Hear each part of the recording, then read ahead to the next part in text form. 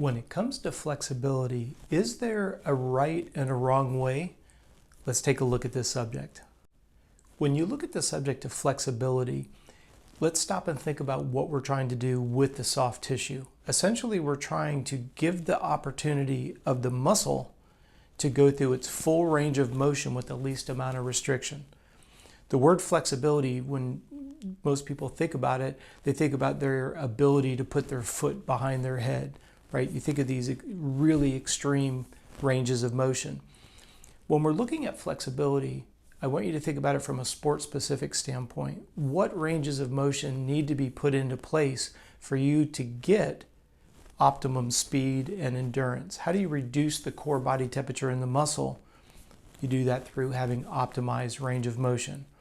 Range of motion and flexibility are a little bit different because when we, at least from my perspective as a physiologist, when I'm looking at flexibility, I'm looking at it from the standpoint of optimizing range of motion specific to the demands of what the sport requires. To give you an example of what this concept is referencing is, if you're somebody who comes from a swimming background and you've learned to point your foot away from yourself, known as plantar flexion, you're using your foot as a flipper in the pool. Well, you get to a point in swimming where the ankles are so flexible that then when you put your running shoes on and you go for a run, you actually have unstable ankles, and you run the risk of rolling your ankles quite easily. Do you see how a lot of people would say, well, yeah, you have really good flexibility in your ankles, but it's not optimal for the sport that you are trying to move into. Now, with that being said, what is the best way to stretch? What's the best way to optimize the range of motion in the muscle tissue? What's the best way to achieve sport-specific ranges of motion? Well, there's a couple of them, and you may or may not be familiar with all of them. Let's look at the first one, which would be static stretching.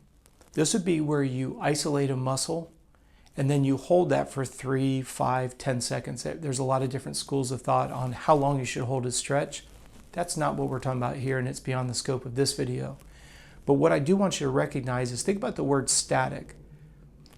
One of the easiest stretches that I can have you get the idea of what a static stretch is to put your foot up on a desk.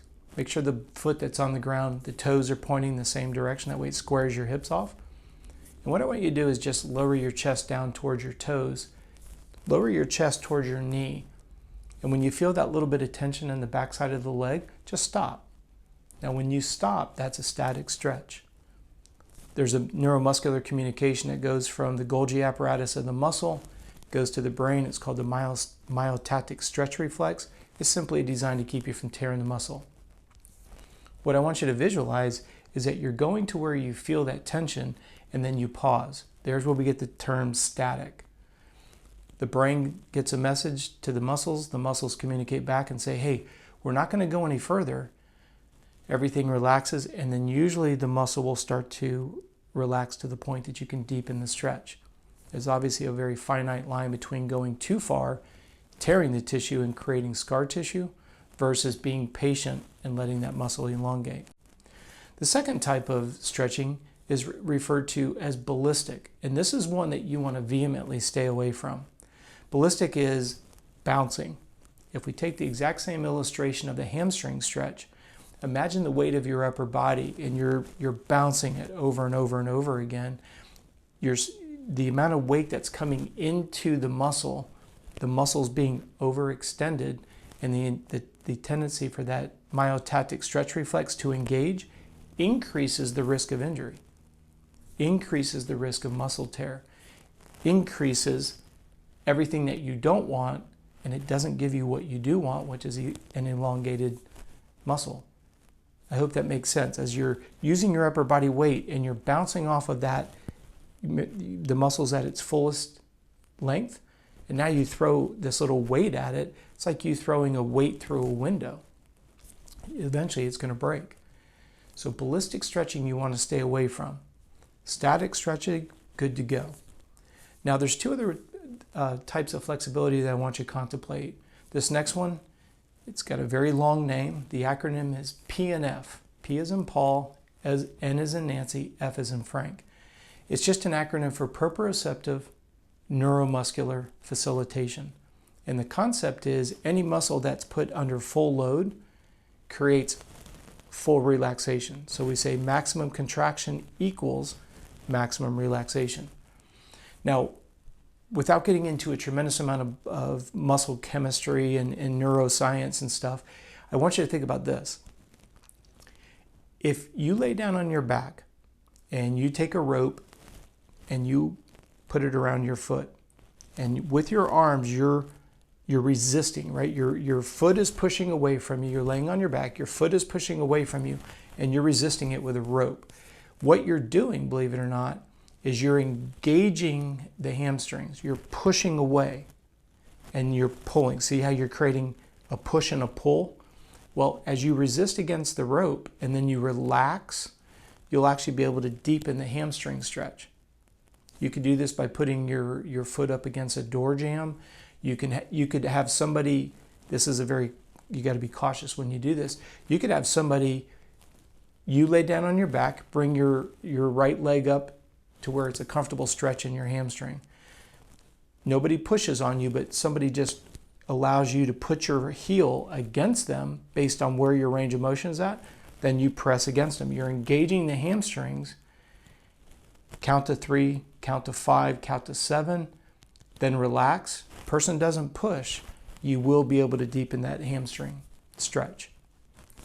And there's all kinds of resources that are on the internet about PNF stretching. It's very, very productive. I find that if you have a jump rope or anything that you can resist against, it's something that you can do on your own, and you don't worry about somebody pushing because they could push the muscle too far and actually tear it. The final form of stretching, believe it or not, is dynamic movements. The easiest one that I can, create a visual for you would be if you just were standing where you could lean up against a wall and you just swing your leg left to right. That's going to stretch the inner thigh and the outer thigh. You could swing your leg forward and backwards. That's going to open up that pelvic girdle, hip flexors, quadriceps. As your foot comes forward, it's going to stretch those hamstrings, your glutes, and the posterior muscles. The problem that we run into, it's not really a problem, but something you have to be very cautious about with the dynamic movements is you're not trying to, you're not trying to kick the football 50 yards. What you're doing is just letting the weight of your leg go through a range of motion that's beyond what it's normally doing. We see this quite a bit with runners. If I film you doing a 10-mile run, your range of motion is pretty much going to fall at the same foot placement and then recovery, foot placement and recovery. So when you stop and you literally just do dynamic movements for 10 or 15 seconds, it's going to take those leg muscles beyond that normal range that you've been running for the last 5 to 6 miles. And you can do this with every muscle group, every joint in the body. Dynamic movements, again, this is something that's very easy to do some research on YouTube, and I'd encourage you to add it into your portfolio.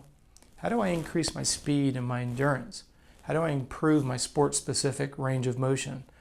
You can do static stretching, you can do PNF stretching, and you can do dynamic movements. In closing, the one thing I want you to always remember is please don't stretch cold muscles. Please don't stretch cold muscles. The body's #1 goal is to protect the heart. It's the only organ it really cares about. So when you lay down, the blood's going to centralize around the heart, which leaves less and less blood into the extremities. That's why you're stiff when you get up out of bed. Let the blood flow. Let it start to move around. I always say preferably do a sport-specific range of motion and then start going into static stretches and dynamic movements. That's going to reduce your risk of injury and improve your sport-specific range of motion. Now, if you're somebody who doesn't consider yourself an athlete, walking around the block and then just doing dynamic movements or static stretches is going to improve your posture. It's going to improve your sleep. It's going to reduce stress headaches. There's a tremendous amount of benefits whether you do or don't consider yourself an athlete. I want to thank you so much for taking the time to watch this video. If you haven't liked and subscribed, please do so. We put out a video every day here on YouTube. And if there's anything I can help clarify, demystify, address a frustration for you, please reach out to me. Contact@coachrobb.com. Thank you for taking the time to watch this video today, and we look forward to seeing you tomorrow.